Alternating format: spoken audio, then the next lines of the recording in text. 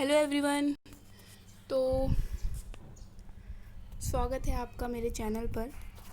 और आज हम अध्याय 9 पढ़ेंगे। तो हमारे अध्याय का नाम है खुशहाल गांव और समृद्ध शहर। ठीक है, ये हमारी हिस्ट्री का 9 चैप्टर है। धीरे धीरे बस 1-2 चैप्टर और हैं, फिर हमारे हिस्ट्री 6th क्लास की एनसीईआरटी हिस्ट्री हमारी ख़त्म हो जाएगी। ठीक है,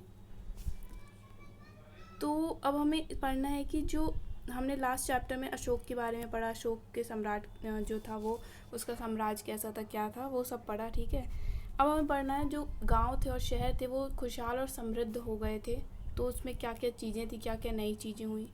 ठीक है, तो लोहे के औजार और खेती। तो हमें सबसे पहले ये देखना है कि जो वहाँ के लोहे के औजार थे वो कैसे थे।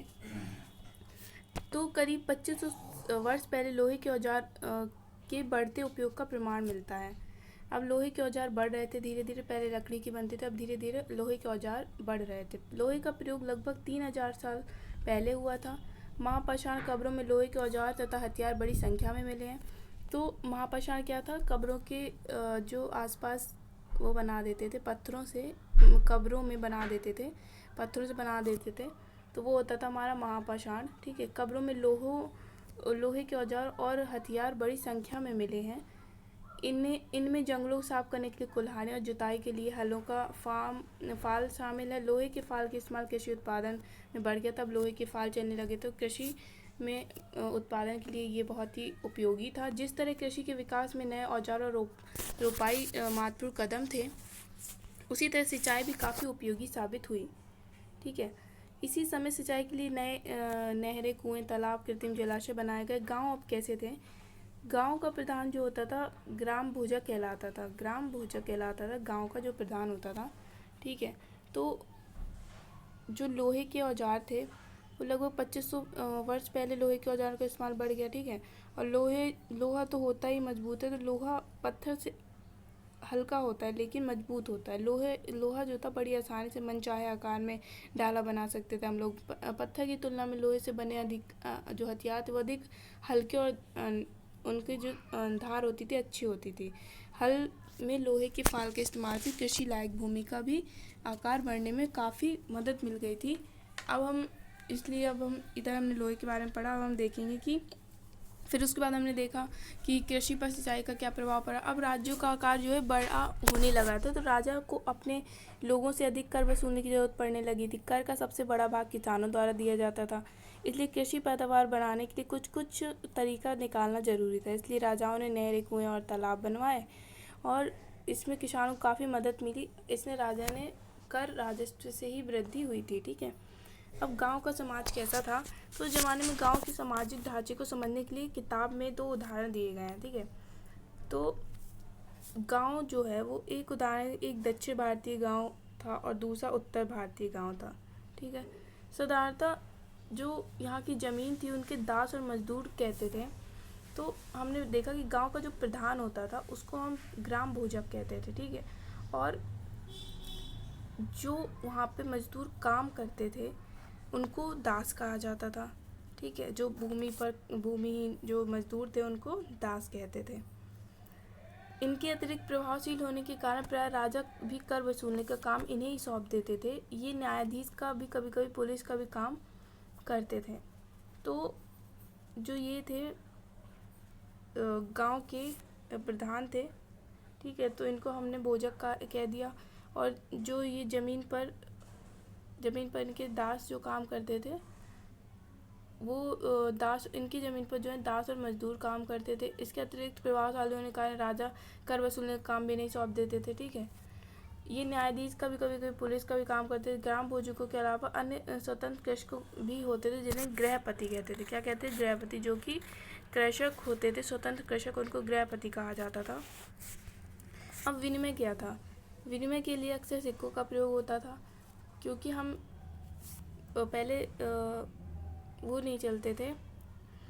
हमने इसके पहले पढ़ा, विनिमय के लिए हम लोग एक वस्तु देकर दूसरी वस्तु खरीदते थे। अब धीरे धीरे विकास हो रहा था, वैसे ही विनिमय के लिए अब सिक्कों का प्रयोग होने लगा था। सबसे पुराने आहत सिक्के थे जो करीब 500 साल चले। नगर, अब नगर के बारे में पढ़ेंगे। नगर जो थे अनेक गतिविधियों के केंद्र। अक्सर नगर कई नगरों के महत्वपूर्ण हो जाते थे। उदाहरण के लिए मथुरा, जो कि 2500 साल पहले सबसे ज़्यादा समय तक एक महत्वपूर्ण नगर रहा है, क्योंकि यातायात व्यापार दो प्रमुख रास्तों पर स्थित था। ये जो मथुरा शहर था, ये यातायात और व्यापार के दो मुख्य रास्तों पर स्थित था। इनमें एक रास्ता उत्तर पश्चिम से पूरब की और दूसरा उत्तर से दक्षिण की ओर जाने वाला था। तो जो मथुरा था वो एक ऐसे रास्ते पर पड़ता था जहाँ से व्यापार ज़्यादा होता था, इसलिए ये बहुत ही महत्वपूर्ण नगर बन गया।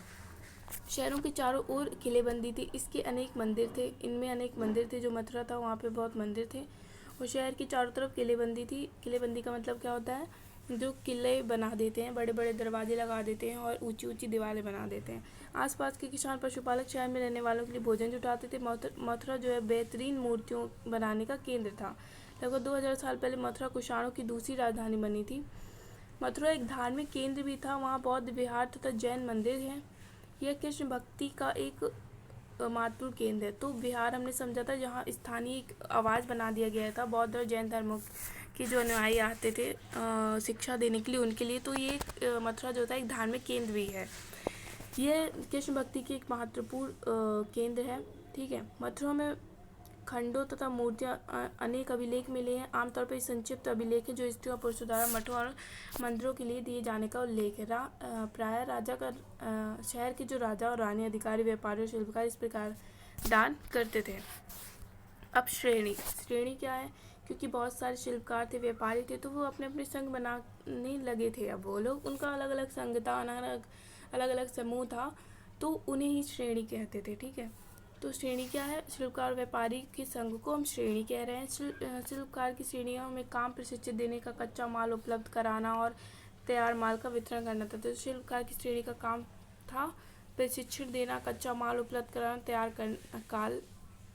काल का वितरण करना, तैयार माल का वितरण करना। ठीक है। जबकि व्यापारियों की श्रेणी व्यापार का संचालन करती थी। व्यापारी जो थे वो श्रेणी व्यापार का संचालन करती थी। श्रेणियों बैंकों के रूप में काम करती थी। श्रेणियाँ जो बैंकों के रूप में काम करती थी, जहाँ लोग पैसा जमा करते रहते थे। ठीक है।